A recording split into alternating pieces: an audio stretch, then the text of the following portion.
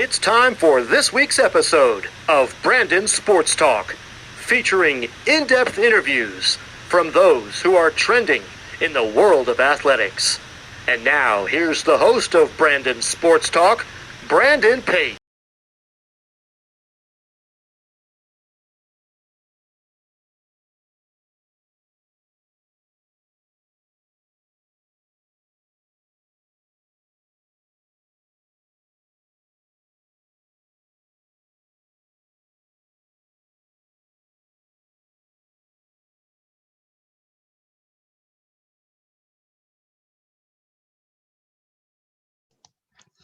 Welcome back to Brandon Sports Talk. In today's episode, I have the privilege to interview Thomas Signore, who is a pitching coordinator for the MiLB.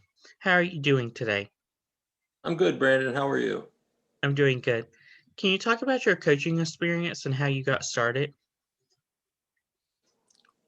I really got started by accident. I was at a minor league game. I had just finished coaching on the college level, getting my master's, and I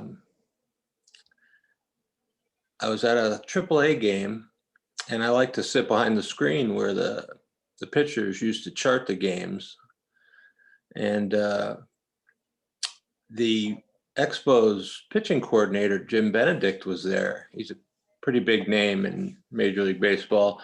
A big reason for Garrett Cole's success, him, obviously, and the other people in Pittsburgh, and obviously Brent Strom. But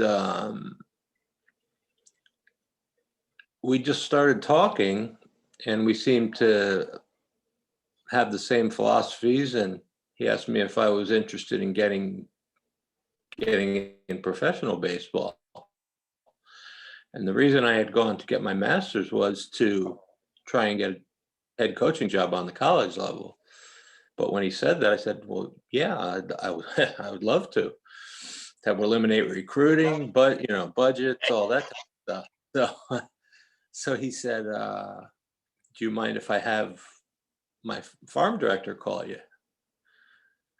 And I said, oh, no problem. He goes, no, can he call you tonight? I said, well, yeah. I mean, and it's getting to be around 11 o'clock when I left the game. And so Dave Littlefield, another pretty big name in the game, who's been a GM and a farm director for a long time.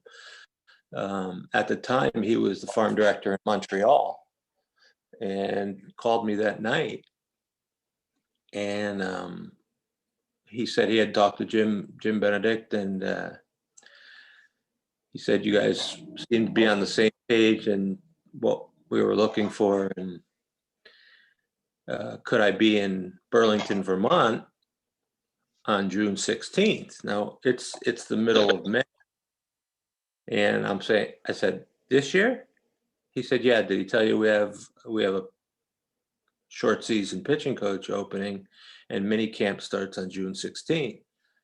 I said, I didn't realize it was for this year, but yeah, I'll be there on the 15th if you need. So I got into pro ball by accident, but it was a good place to be at the right time.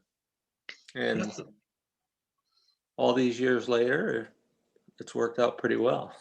That's an amazing story. Yeah. Can you talk about your time with the Miami Marlins? Yeah, let me give you a little bit. I really grew up in the Montreal organization, so let me just preface that first, because as a young coach, obviously you have to follow the organization's parameters, but I learned very quickly how little I knew about the game. I knew how I pitched, but now I had to learn 13 or 14 different individuals. Whereas I had I don't want to say a cookie cutter approach, but I had some absolutes that I like to teach. Now I had I had men to listen to, such as Jim Benedict, and even players. I've learned a lot from players, but being around, listening to other pitching coaches, and especially Jim Benedict, you learn different ways to fix different flaws, correct different flaws.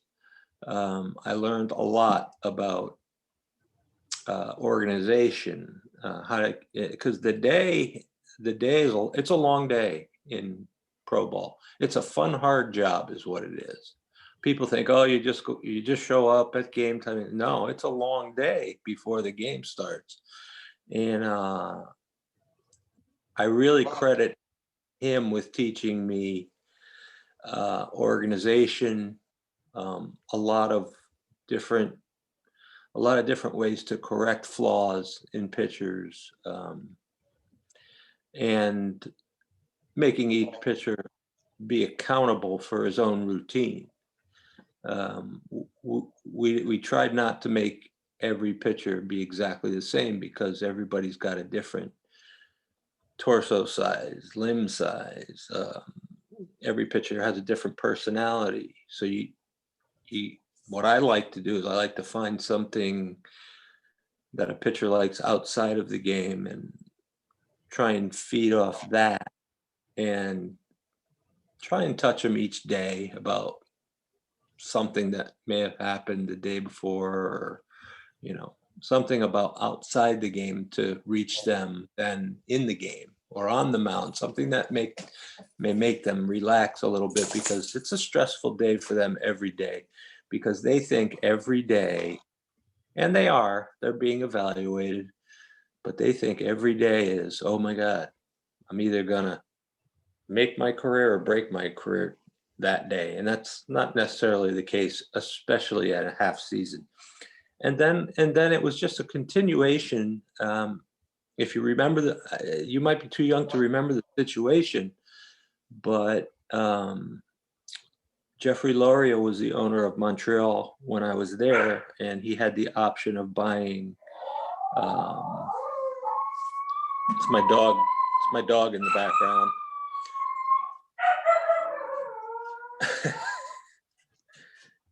Jeffrey Loria was the owner of the Montreal Expos, and he bought the Marlins, and Major League Baseball had bought the Expos. So we all went over to the Marlins. So a lot of it was a continuation. Not everybody went over, but a lot of it was a continuation of the Expos. So really, we took the Expos program, which, as you know, we developed a lot of great players in Montreal.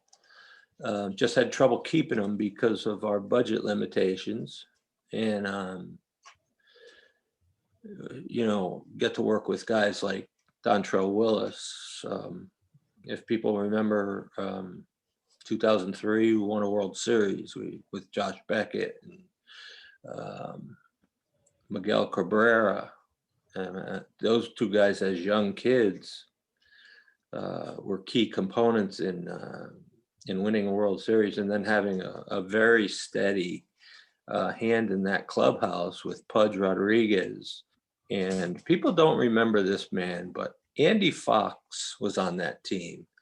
And I don't know how many people are going to remember him, but he was a very steadying hand, and Mike Mordecai and players like that, Juan Pierre. People just aren't going to remember those names, but it was just such a perfect chemistry of players to make a team that nobody thought we could beat the Yankees. And I think the sweetest part was we beat them 4-2, and we won Game 6 at Yankee Stadium. And the last out of the game was Beckett, who pitched a complete game, a 2-0 shutout. The last out, I believe, was a ground ball on the first baseline. He picked it up, tagged Posada, and that was it. But again, because the plan was so good, and really was a continuation of Montreal's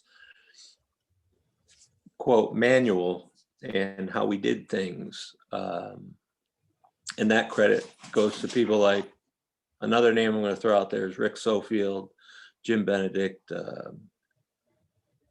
and Dave Littlefield, and a name people still will remember who just got over COVID, believe it or not, Bill Guyvette, big names in Major League Baseball, that together that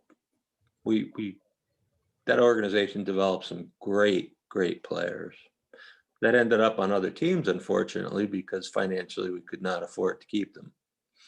And of course, Felipe Alou as a manager,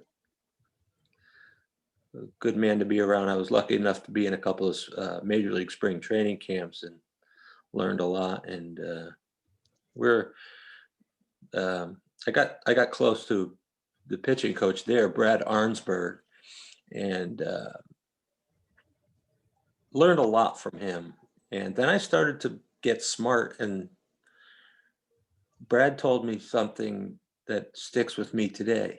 He said, talk to as many hitting people as you can, because you'll find out what they're trying to do to you. And that's changed over the years, what they're trying to do to us, as you know, especially now with analytics, and because analytics are available to everybody.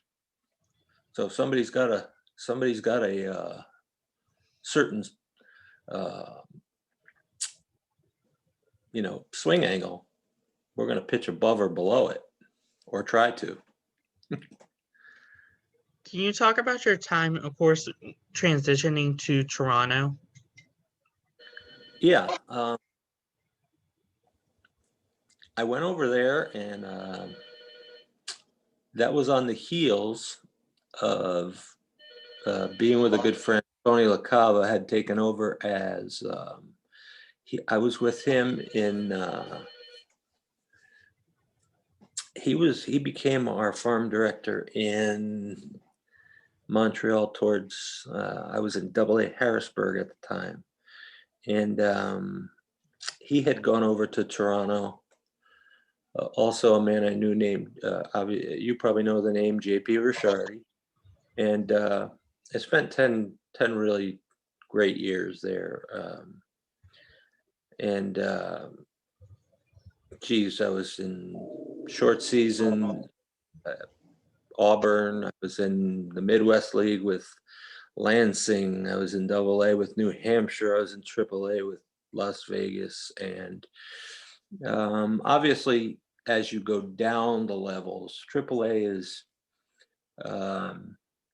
keeping those guys ready in case there's the need at the major league level, and there's minor tweaking. Guys may want to add a pitch, and of course, there's things the pitching coordinator may want you to make sure they're doing, as far as when they come into town, and they may want a little change made. So you have to keep up with that. You want to sit down and go over video of hitters. You have a lot more information on the hitters at AAA. AA, that's where your best prospects are, and they got to get their at bats. Pitchers got to get their innings, and of course you got to take care of them physically. Make sure they're taking care of themselves physically. Then in the Midwest League, it's more take care of the physical, take care of the route. They have to develop a good routine. So each level has certain things.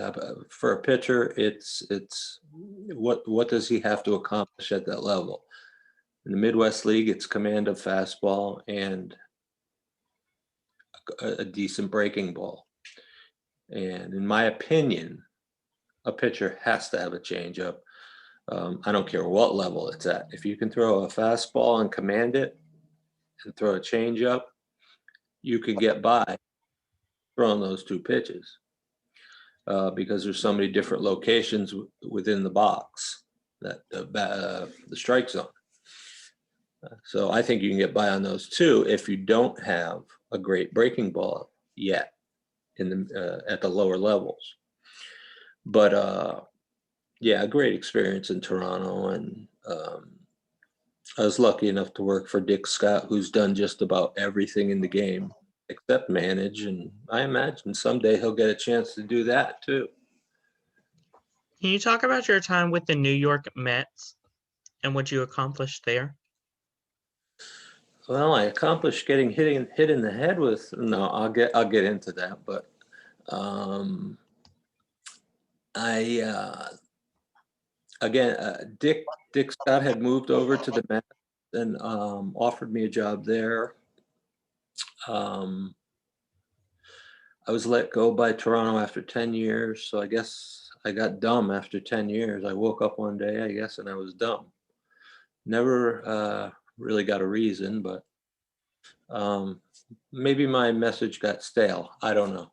But 10 years is a long time to be with somebody, and who knows? Maybe I'll never find out the real reason. But something that still bothers me to this day. My first year with the Mets, I'm called into Dick Scott's office. I knew I hadn't done anything wrong, so I didn't know what it was for. So the former left-hander Frank Viola, who I believe won a Cy Young with the Twins and later pitched for the Mets, outstanding pitcher, even an even better guy, had to have a medical procedure done and was not going to be able to go to Las Vegas. And it's funny because I had been in Las Vegas with Toronto. So I guess their thinking was he's been there, he knows the town, knows the routine there.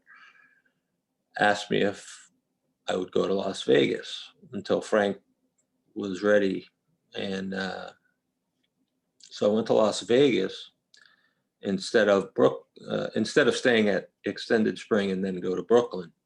Well, I think we were in Tacoma, Washington. And by the way, now I've got on this staff, I've got Jacob deGrom and Noah Syndergaard. So, and numerous others that ended up pitching in the major leagues that year. Noah did not end up pitching in the majors that year, I don't believe. I believe he went up the next year. But guys like Josh Edgin, who went up and did a nice job that year. I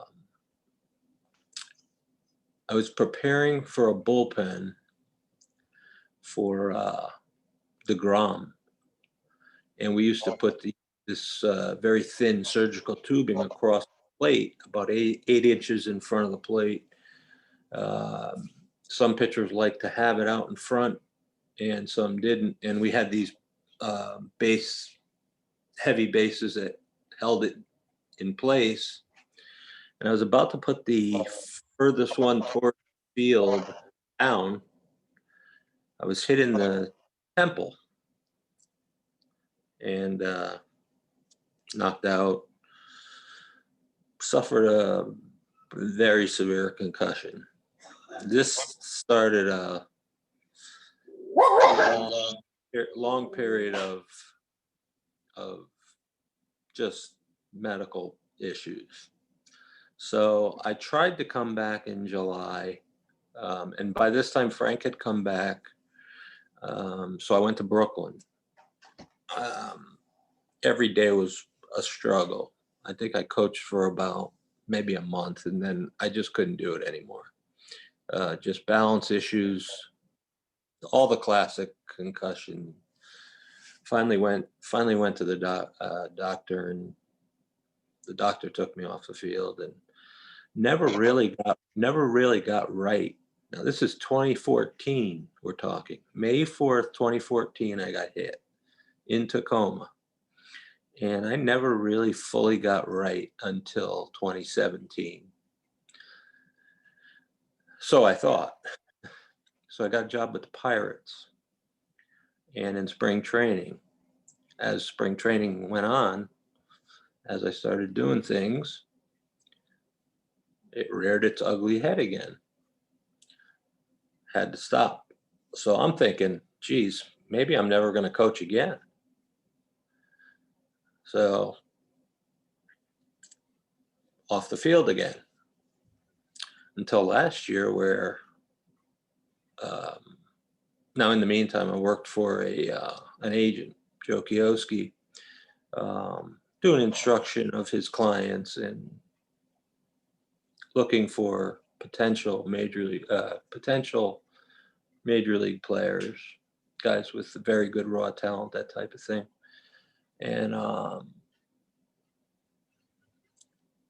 got a call from a friend of mine that had pitched for me in Toronto from Taiwan, and I had been feeling very good, and pitched, and he wanted to know if I wanted to be a pitching coach there. And I said, you know what? Yeah, it's time to go back. And I went back, and it was an incredible experience.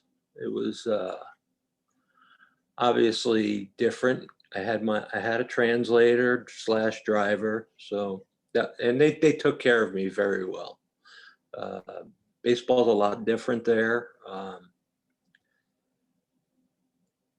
especially the approach to hitting. The hitters there are incredibly disciplined, especially once they get to 2 strikes. You can make a real good pitch with 2 strikes, and boy, they really spoil pressure zone 2-strike pitches. The culture obviously is very different, but the Taiwanese people treated me very well. Had a really good experience there. And I can't say where I'm going yet this year because I can't announce it until they announce it. So I'm sorry. That's okay. Can you talk about your time as the baseball consultant for Joey? Yeah, basically what I did was I did a lot of instruction with clients that he already had,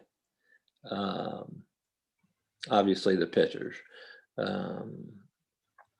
and actually did a lot of scouting for him too, looking for talent for him to sign. That part of it really wasn't fun for me. I don't know how scouts do it. I need to be on the other side of the fence. It's more fun on the other side of the fence, in the dugout, on the field, doing the physical part of it. Can you talk about your time at Taiwan in 2020? Yeah. When I got there, I thought I was going to be hammered by the 12-hour time difference, but that didn't really kick in at any point. I didn't ever have that time where I just crashed for like 20 hours. And now this was the beginning, just the beginnings of COVID. So when I got into the airport there, I saw these big, what looked like speakers on these poles. So by the time I passed the 3rd one walking through the airport, I had to look back because there was a government agent at each one. So I looked back, and they were thermometer scanners. Now it had just started. Talk of it had just started here, but Taiwan was on top of it already. So they were already scanning temperatures of people coming into the airport. And by the time I left, it was a long season because the season got delayed twice. We were supposed to start the season March 14th. They then delayed it once to March 28th, and then delayed it again until April 11th. And we did start on the 11th, but we didn't have fans the first month. And the only reason was bad optics, because by the time when I had left, they had only had a total of 700 cases and 7, unfortunately, fatalities. And I don't know what their count is now, but it's an island of 23 million people. And at its closest point, it's 81 miles from China. But the organization treated me great. In fact, one of the baseball operations guys had me to Chinese New Year, which happened to land on my birthday. So of course, I'm not going to mention my birthday on Chinese New Year, but it's funny because one of the trainers must have noticed in the program that it was my birthday, and she quietly came up to me and said, "Happy birthday." I said, "I'd appreciate if you didn't say anything," because she was bilingual. She spoke both Chinese and English. And I said, "I'd appreciate if you didn't say anything because the Chinese New Year takes a little bit of precedence over over my birthday, I think." So she was very good about that. And but it's just going to another culture. I really encourage other players and coaches to, if they have the opportunity to do it, because it's, in a lot of ways it's the same game, but in other ways you see some things that are definitely different. I'd say base running is probably at a higher premium. Putting the ball in play is at a higher premium than it is here right now. It's tilted, the game in there is tilted more toward the offense. So you have to find some ways to upset the hitter's timing, which you can do with some interesting little tricks. What is something that you've learned now that you didn't know before you started coaching in the MLB or professional baseball? Probably that it's an old Earl Weaver quote, is my favorite. Is probably the best way to explain it. It's what you learn after you know everything. There's an old quote Earl Weaver has. It's what you learn after you know everything that really counts. I thought I knew everything when I was a young coach. I found out very quickly I didn't know much of anything. That's why probably most of what I do as far as preparation for the day, getting the pitchers prepared to do their throwing program, their bullpens, their strength training, their conditioning. We have conditioning coaches now that do most of the strength training and the conditioning, but probably 95% of what I do has come from people that I've learned from. And I've been very lucky to have learned from some pretty good people. I mean, Brent Schramm, I mentioned Jim Benedict, Brad Arnsberg. I'm forgetting probably so many names and people that you haven't heard about here, but hitting people. Jim Bowie, not a name a lot of people will know, but a guy that helped me. Another guy that played for the Orioles, the Earl Weaver team, Merv Retman. I'll always talk to hitting coordinators, hitting coaches, and it's funny, they love to talk about what they do.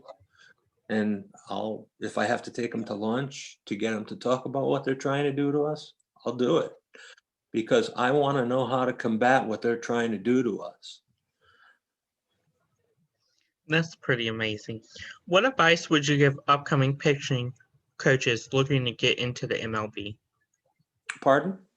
What advice would you give future coaches looking to get into the MLB?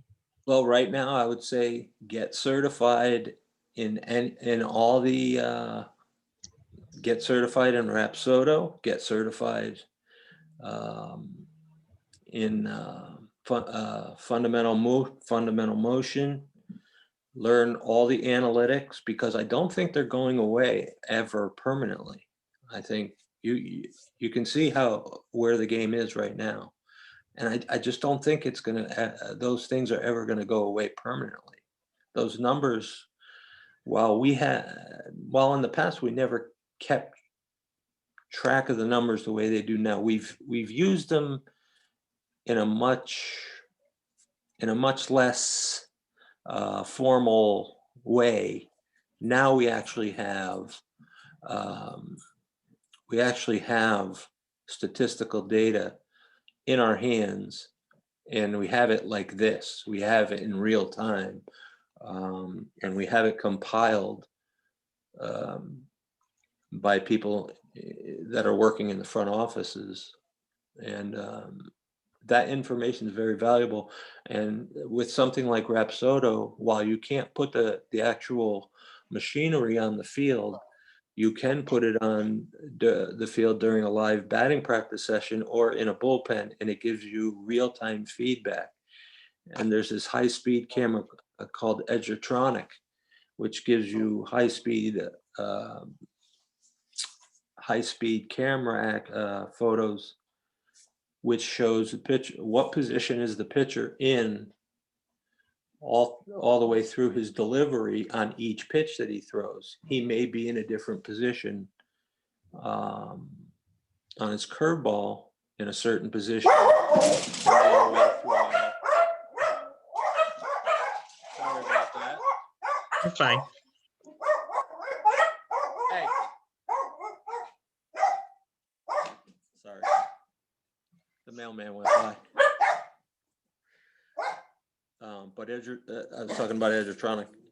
Pitchers may be in different positions on different pitches in their repertoire, and that's very valuable information. And you can break down where they are, and it not only does it do that, it shows the flight of the ball and what the ball does. And there's technology of how we can shape a pitch, and if we want to change the shape of a pitch, there's ways we can do that. That has a lot to do with grip, obviously, but I think because today's kids have learned so much from the internet, they've used computers to learn, they've used cell phones to learn, they feel more at ease with learning from the computer. Having the computer in that bullpen is nothing to them. Go back 20 years, having that computer in the dugout or in the bullpen would be a little strange for pitchers. But now I think it's actually a comfort, and something pitchers actually like having in there to get real-time feedback. That's pretty good software. Where can my listeners find you at on social media? I'm on Twitter, just at Tom Signore, and LinkedIn, again, Tom Signore. Thank you again, Tom, for your interview. And Brent, thank you. I appreciate it. And best of luck in your future, wherever it may hold you. Well, it'll be somewhere. I just can't tell you where it is right now. I wish I could, but I can't. But if you want me to break it on your sports talk, I'll be glad to do that. Sounds good. Because you've been great. You can find Brandon Sports Talk on Facebook at Brandon Sports Talk, Instagram at Brandon Sports Talk, Twitter at Talk_Brandon, and you can find me on YouTube at Brandon Sports Talk. Don't forget to like, comment, and subscribe. Thank you again, Tom. I'll make a deal with you. I'll break it on your Instagram. Sounds good. All right. Have a great day. Take care, Brandon. You've been watching Brandon Sports Talk. Please feel free to like, share, and subscribe to Brandon Sports Talk on social media and on YouTube.